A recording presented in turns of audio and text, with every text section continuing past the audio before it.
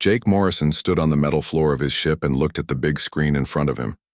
The screen showed space around Earth, but it was not empty like it used to be.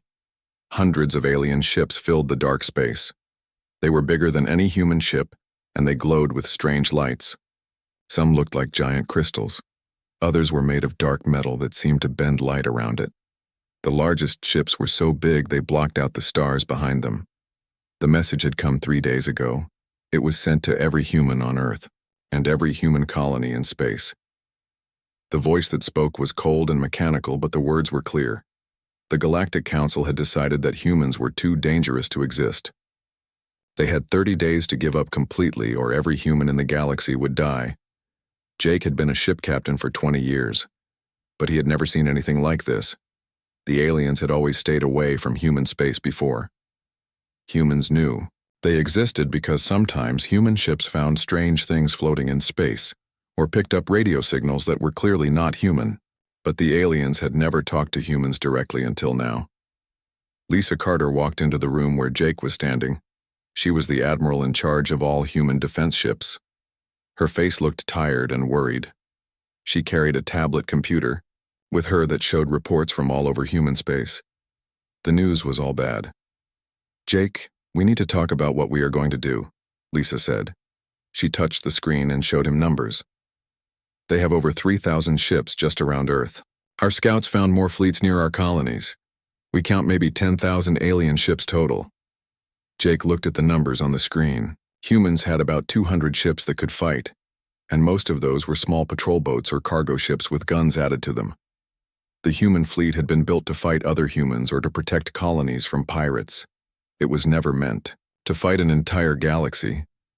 "What do we know about their ships?" Jake asked. Lisa touched the screen again and showed pictures that human spy satellites had taken. The alien ships were smooth and perfect looking. They had no visible weapons, but energy readings showed they had power sources that made human reactors look like candles next to the sun. "Our scientists say their shields can stop anything we can shoot at them. Their weapons can probably destroy a planet, and they can travel faster than light in ways we do not understand." Kevin Walsh was working in a laboratory on a space station far from Earth when the alien message arrived.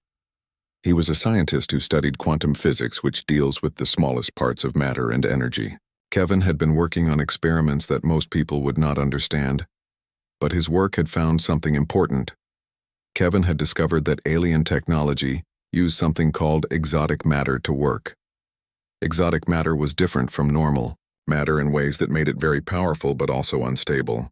Kevin realized that if he could create the right kind of energy field, he might be able to disrupt the exotic matter and make alien technology stop working. The problem was that Kevin needed time to build the equipment to create these energy fields, and he needed to test them to make sure they worked. Time was something humans did not have much of. Nina Rodriguez was loading children onto transport ships when she heard the alien ultimatum. She was a captain who usually carried cargo between colonies, but now she had the most important job of her life. If the aliens won the war, the children had to be hidden where the aliens could not find them. Nina's ship was called the Safe Harbor, and it could carry 500 people. She had already made 6 trips to secret colonies in distant star systems, carrying children and some adults to take care of them. Each trip took weeks, and Nina knew she could not save everyone before the 30 days were up. The children were scared but tried to be brave. Many of them did not understand why they had to leave their families behind. Nina told them they were going on an adventure, but she knew that most of them would never see their parents again. Back on Earth, Amy Foster was turning cities into fortresses. She was a general in the human army, and she knew that when the aliens came, they would try to land on Earth to finish what their ship started. Amy had seen the alien ships, and she knew human weapons could not hurt them in space. But if aliens came down to the ground, maybe humans could find a way to fight them. Amy ordered all the civilians to move underground into subway tunnels and basement shelters that were made stronger with metal and concrete. The buildings above ground were filled with explosives and traps. If aliens wanted to take human cities, they would have to pay a high price for each block. Soldiers worked day and night to set up weapons in hidden places. They put guns in windows of empty buildings, missiles on rooftops, and bombs in the streets. The plan was simple: When aliens landed, humans would hit them from every direction at once. Dr. Ben Clark worked with Kevin Walsh to understand alien technology better. Ben was an engineer who designed human spaceships, but now he was trying to figure out how to make weapons that could hurt alien ships. The two men worked together on a space station, building prototype weapons based on Kevin's quantum disruption theory. Their first test was on a piece of alien metal that a human ship had found floating in space years ago. When they turned on their quantum field generator, the metal started to glow and then dissolved into nothing. Ben and Kevin looked at each other and smiled. Maybe humans had a chance after all. The 30 days were almost over, and both sides were getting ready for war. The aliens thought they would win easily because their technology was so much better than human technology. Humans knew they would probably lose, but they decided to fight anyway. Neither side understood how much this war would change everything. The alien attack began exactly 30 days after their first message. Jake Morrison watched from his ship as the alien fleet moved toward Earth like a wall of metal and light. The first shots came from ships that looked like huge crystals. Beams of pure energy shot out and hit the defense stations that humans had built around Earth. The metal stations melted like ice under a hot sun. The aliens had expected humans to run away or surrender when they saw how powerful the alien weapons were. Instead, human ships flew straight at the alien fleet. Most human ships were destroyed before they could get close enough to fight back, but some made it through the alien weapons. Ryan Hayes was the captain of a small human ship called the Thunder. His ship was built to carry mining equipment, but Ryan had filled it with explosives instead. When alien energy beams hit his ship, the shields failed and the hull started to melt. Ryan kept flying straight at the nearest alien ship. "All crew to the escape pods," Ryan shouted into his radio. His crew of 12 people ran to the small emergency ships that could carry them to safety. Ryan waited until the last pod was away, then pointed his ship at the alien vessel and pushed the engines to maximum power. The Thunder crashed into the alien ship and exploded. The alien ship was much bigger and stronger, but it was not designed to survive a ship full of explosives hitting it at full speed. Both ships disappeared in a ball of fire and metal. Other human captains saw what Ryan had done and started doing the same thing. The aliens had never seen anything like this before. In their experience, when a battle was lost, the losing side would surrender to save lives. They could not understand why humans would destroy their own ships and kill themselves, just to damage one alien ship. On Earth, Amy Foster watched the space battle through cameras on the remaining defense stations. She knew the human fleet could not win, but every alien ship they destroyed meant fewer aliens would land on Earth. Amy was ready for the ground battle that was coming. The first alien landing ships came down in major cities around the world. They were long and smooth, and they landed softly without making noise. Doors opened in the sides of the ships and alien soldiers came out. The aliens looked different depending on which species they came from. Some looked like giant insects with crystal armor. Others were made of metal and moved like robots. The strangest ones looked like they were made of energy that had somehow taken solid form. Amy had told all human soldiers to wait until the aliens moved away from their ships before attacking. She wanted the aliens to spread out so they could not support each other. When the alien soldiers were 3 blocks from their landing sites, Amy gave the order to attack. Explosions erupted all around the aliens as bombs that had been hidden in buildings and under streets went off. Human soldiers fired from windows and rooftops, then disappeared into tunnels before the aliens could shoot back. When aliens tried to chase them, they ran into traps and more explosions. The aliens had superior technology and weapons, but they did not understand human cities. They kept trying to form organized battle lines like they would in open space, but human cities were full of buildings and underground passages that broke up their formations. Kevin Walsh was still working in his laboratory when the war began.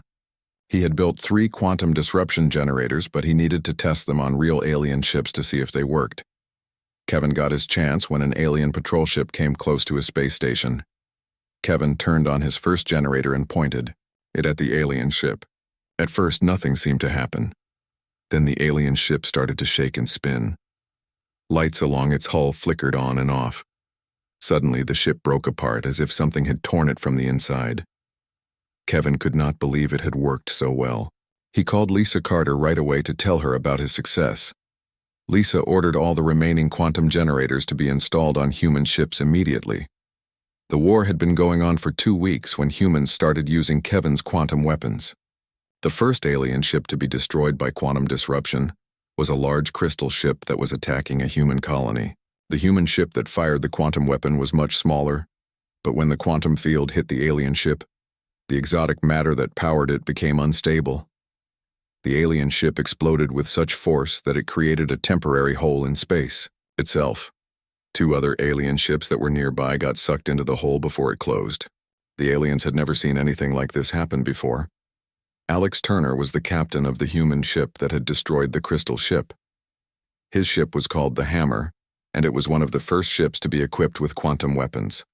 Alex found that he could destroy alien ships that were 10 times bigger than his own ship, but only if he could get close enough to use the quantum disruptor.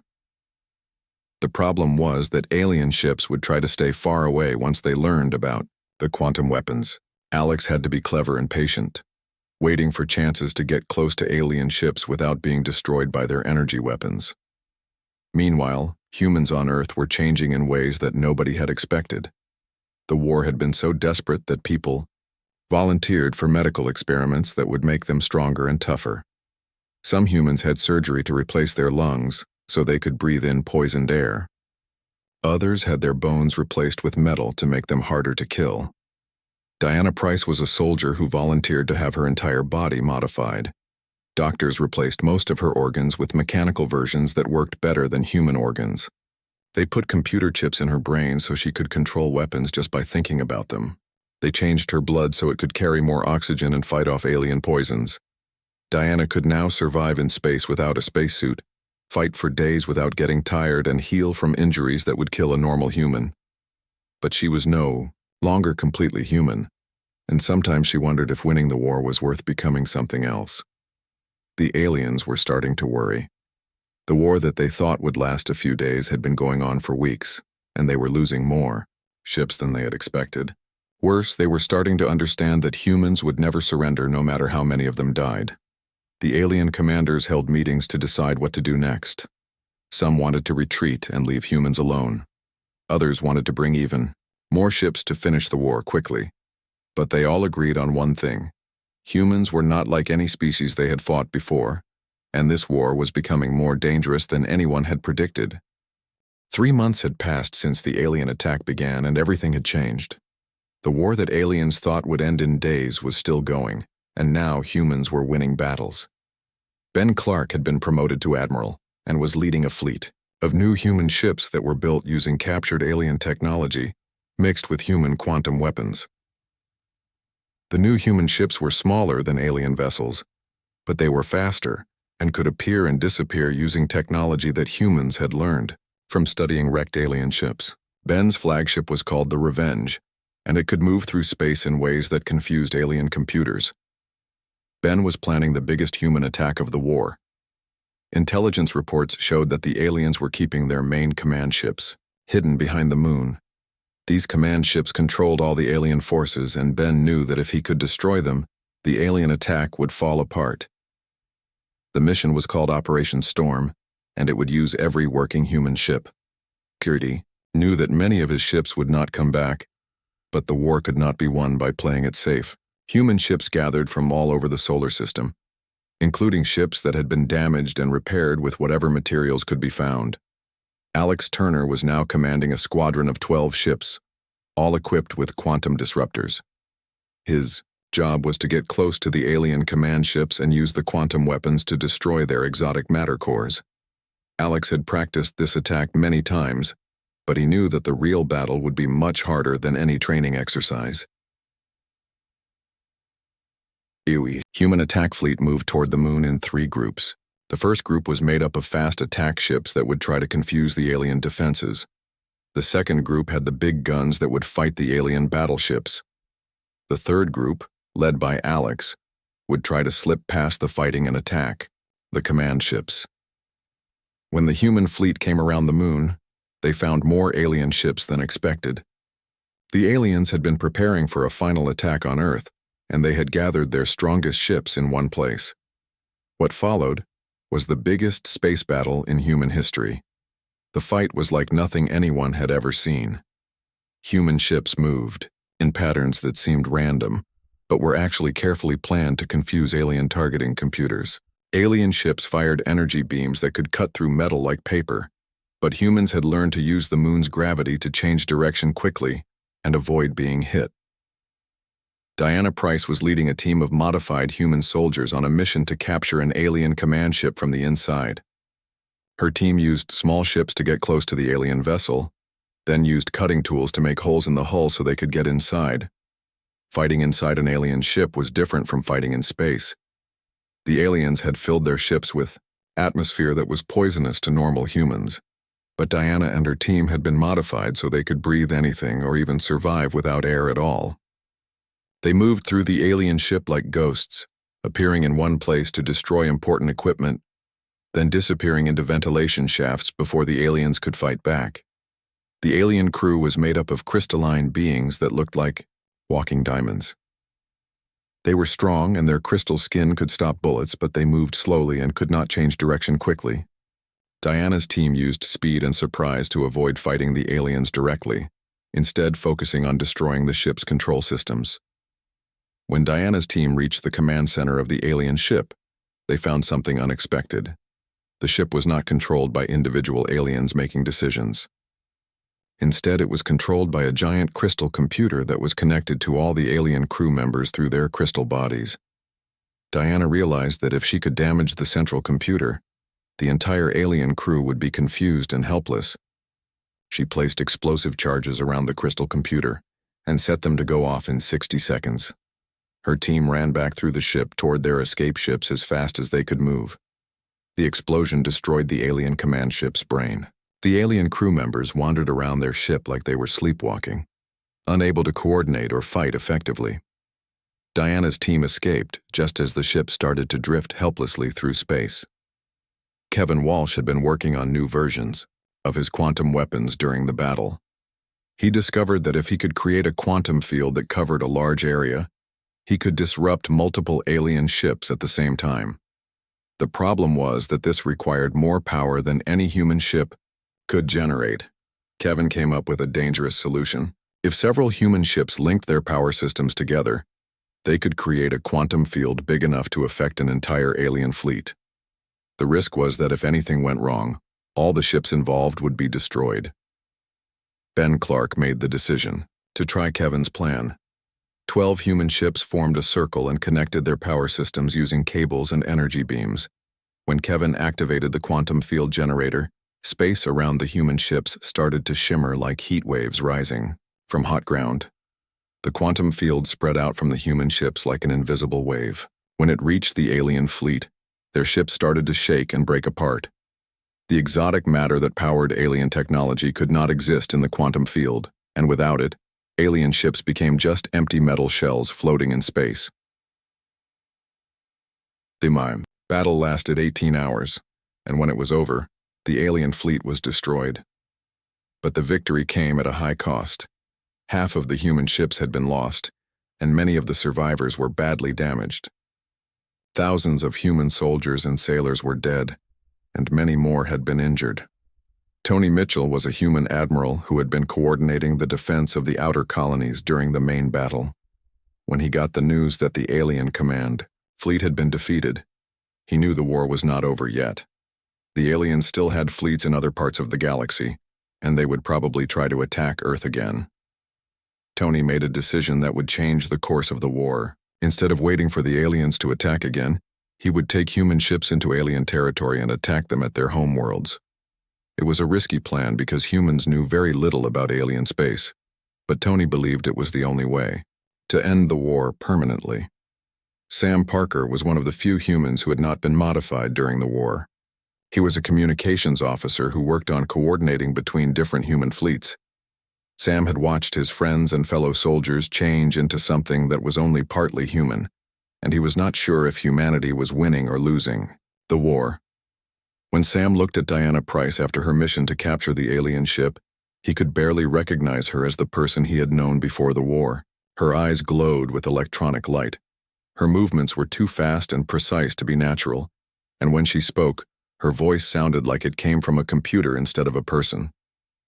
The war was changing humans into something new, and Sam was not sure if that was a good thing or a bad thing.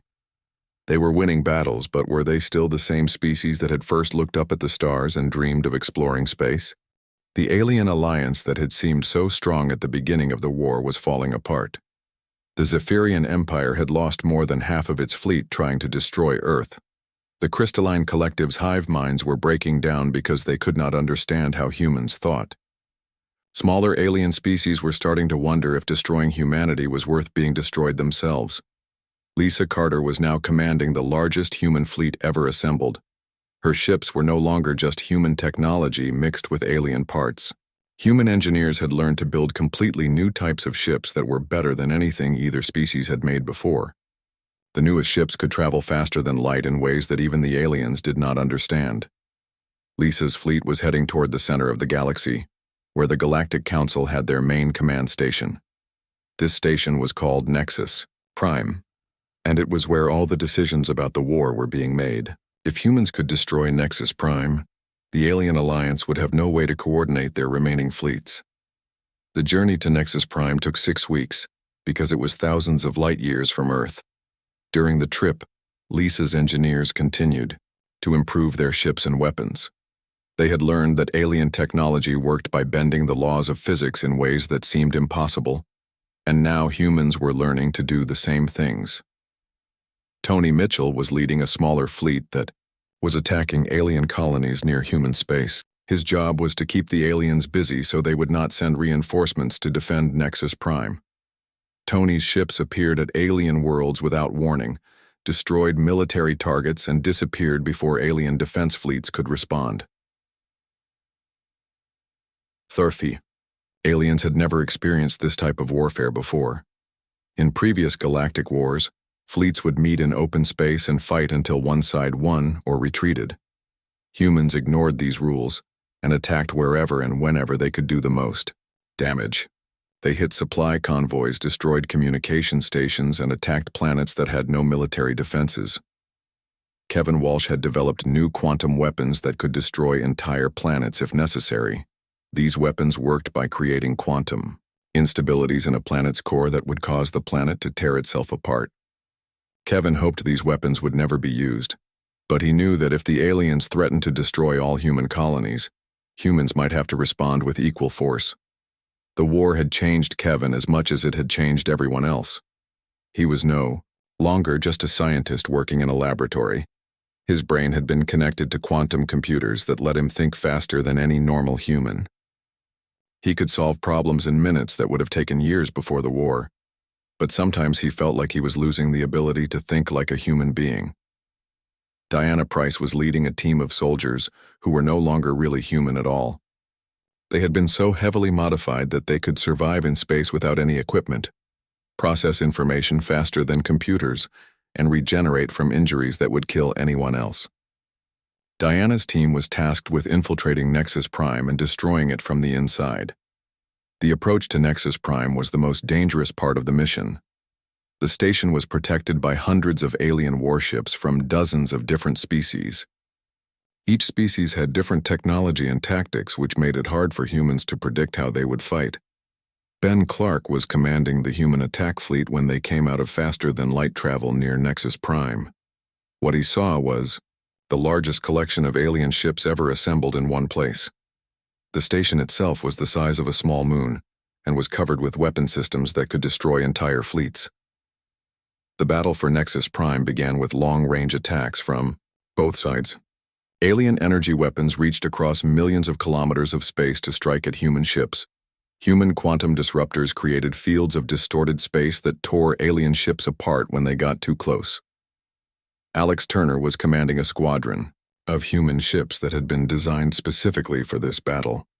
His ships looked like metal triangles covered with weapons and sensors. They could move faster than anything the aliens had ever seen, and could appear and disappear at will using quantum teleportation technology. Alex's mission was to get close enough to Nexus Prime to create gaps in its defenses that Diana's team could use to get inside the station. This meant flying through the heaviest concentration of alien weapons in the galaxy, while avoiding being hit by energy beams that could vaporize his ships instantly. The space around Nexus Prime filled with explosions and energy beams as the battle intensified. Human ships moved in patterns that seemed chaotic, but were actually coordinated by computer systems that could think faster than any biological brain. Alien ships tried to form organized battle formations, but humans kept attacking from unexpected directions. Diana's team used the confusion of the space battle to approach Nexus Prime in small stealth ships that were almost invisible to alien sensors. They landed on the station's surface and used molecular cutting tools to create an entrance through the station's armored hull. Inside Nexus Prime, Diana found something she had not expected. The station was not just a military command center. It was also home to millions of alien civilians from species all across the galaxy. The aliens had built their command center inside a city where their families lived. Diana realized that if humans destroyed Nexus Prime completely, they would be killing alien children and families, not just military personnel. She contacted Ben Clark to tell him what she had found, but the battle was so intense that she could not get through on the radio. Diana made a decision that would affect the rest of the war. Instead of destroying Nexus Prime's main power core, which would have killed everyone on the station, she targeted only the military command systems. This was much more difficult and dangerous, but it would allow the alien civilians to survive. Diana's team fought through the station's security systems and alien guards to reach the command center. The alien commanders they found there were not the monsters that humans had expected. They were intelligent beings who genuinely believed that humans were a threat to the galaxy that had to be stopped.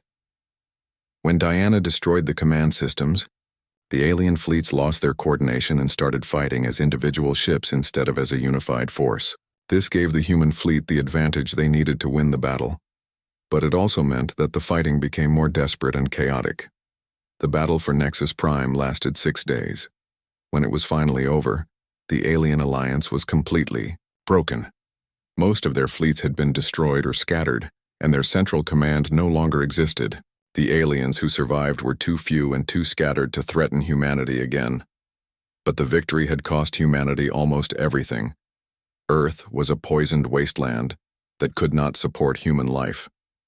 Most of the human colonies had been destroyed or abandoned during the war. The humans who survived were so heavily modified that they were barely recognizable as the species that had first reached for the stars. Sam Parker was one of the last unmodified humans in the fleet. He walked through the corridors of Lisa Carter's flagship and looked at the crew members around him. They moved with mechanical precision. Their eyes glowed with electronic light, and they spoke in voices that sounded more like computers than people. The war was over, and humanity had won. But Sam wondered if there were any real humans left to enjoy the victory. The species that had defeated the galaxy was no longer the same species that the galaxy had tried to destroy. 5 years after the war ended, the galaxy was a different place. The great alien civilizations that had ruled star systems for thousands of years were gone. The Zephyrian Empire existed only as a few refugee ships hiding in the dark spaces between stars. The Crystalline Collective had completely shut down, their hive minds unable to function after their defeat. Smaller alien species had either disappeared completely or were living in primitive conditions on forgotten worlds. Humanity had won the war, but they were no longer human in any way that would have been recognizable before the conflict began. The survivors had formed a collective consciousness that combined human intuition with quantum computing power. They could think as individuals when they chose to, but they could also join their minds together to solve problems that no single being could handle. Lisa Carter was now the leader of what humans called the New Collective. Her body was a mixture of organic tissue, quantum processors, and energy fields that could take different forms depending on what she needed to do. She could exist as a single person, or spread her consciousness across multiple bodies, or even exist as pure information traveling through quantum networks. The first task for the New Collective was to rebuild Earth. The planet had been poisoned by alien weapons and scarred by years of warfare, but humans had developed technology that could repair damage at the molecular level. They cleaned the air and water, regrew the forests, and rebuilt the cities in ways that were more beautiful than anything that had existed before the war. The new Earth was a paradise that surpassed anything the galaxy had ever seen. Cities floated in the air above parks that stretched for hundreds of kilometers. The oceans were crystal clear and filled with new types of life that had been designed to be both beautiful and useful. The sky itself had been modified so that it could display images and information for anyone who wanted to see them. But Earth was no longer home to normal humans. The beings who lived there were something new, something that had never existed before in the galaxy. They had started as humans, but the war had forced them to become something far beyond what they had once been. Kevin Walsh existed now as a quantum consciousness that could be in many places at the same time. He was working on projects that would have been impossible for normal humans to understand, including ways to travel instantly between distant galaxies and methods for creating new types of matter that had never existed naturally. Kevin's greatest achievement was the development of what he called reality engineering. This technology allowed humans to change the fundamental laws of physics in small areas of space. They could create pockets where gravity worked differently, where time moved faster or slower, or where matter and energy could be converted into each other at will.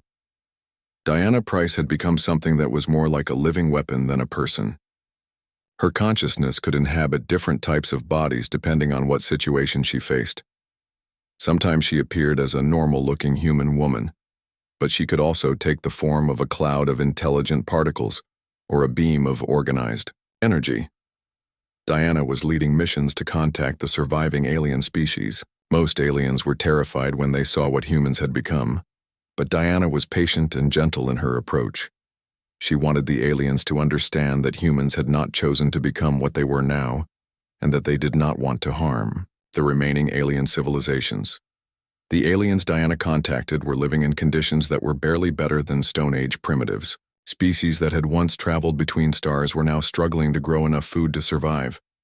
Their advanced technology had depended on galactic trade networks and shared knowledge, and when the war destroyed those networks, most alien civilizations collapsed. Maria Santos was now the human representative in charge of rebuilding galactic civilization. She offered the surviving aliens protection, technology, and help in rebuilding their worlds. Some aliens accepted the offer gratefully, but others refused because they were too afraid of what humans had become. The aliens who accepted human help found that their lives improved dramatically. Human technology could solve problems that alien science had struggled with for centuries. Diseases that had plagued alien species for generations were cured in days. Planets that had been damaged by war or natural disasters were restored to their original condition. But the price for human help was that the aliens had to accept human authority. Humans did not rule as conquerors or tyrants, but they made it clear that any species that threatened galactic peace would be stopped immediately and permanently. The galaxy was now under human protection whether other species wanted it or not. Ben Clark had become the commander of human exploration fleets that were traveling beyond the galaxy to see what else existed in the universe.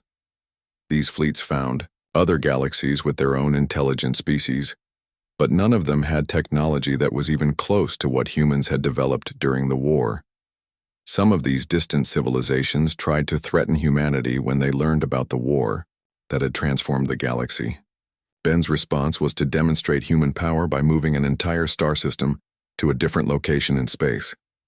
After that, no other civilization tried to challenge humanity. Alex Turner was working on what humans called the Memory Project. This was an effort to preserve the history and culture of all the species that had been destroyed or changed by the war. Alex traveled to dead worlds and abandoned cities, collecting art, literature, music, and records of how different species had lived before the war. The Memory Project was important because humans realized that their victory had cost the galaxy most of its cultural diversity. Hundreds of different ways of thinking and living had been lost when alien civilizations collapsed. Alex wanted to make sure that future generations would know what had been destroyed and why. Tony Mitchell had become something like a philosopher among the new collective. He spent his time thinking about what humanity had gained and lost during the war. Tony believed that humans had won the war but lost their humanity, and he was not sure if that had been worth it. Tony often talked with Sam Parker, who was one of the last humans who had not been completely transformed by the war. Sam was now over 100 years old, but human medical technology kept him healthy and sharp. He served as a living reminder of what humans had been like before they became something else. Sam spent his time writing the official history of the war and its aftermath. His history would be the record that future generations would use to understand how humanity had changed, from a young species reaching for the stars, into something that was beyond what anyone had imagined possible. The question that haunted both the new collective and the few remaining normal humans was whether anyone had truly won the war. The galaxy had united to prevent human expansion because they feared that human violence would corrupt the cosmos. Instead, their attack had forced humanity to evolve into something far more powerful and alien than they had ever been naturally. Jake Morrison was now existing as a distributed consciousness that could manifest anywhere in human space instantly. He had been given the task of making the final decision about what to do with the remaining alien species. Some members of the new collective wanted to help the aliens rebuild their civilizations as equals.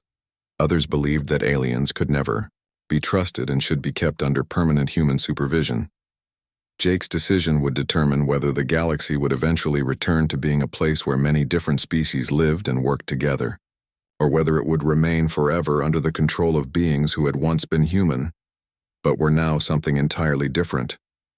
The war had ended 5 years ago, but its consequences were still unfolding. The galaxy that had tried to destroy humanity was gone, replaced by something that no one had expected or planned for. The real challenge now was figuring out how to live with what everyone had become.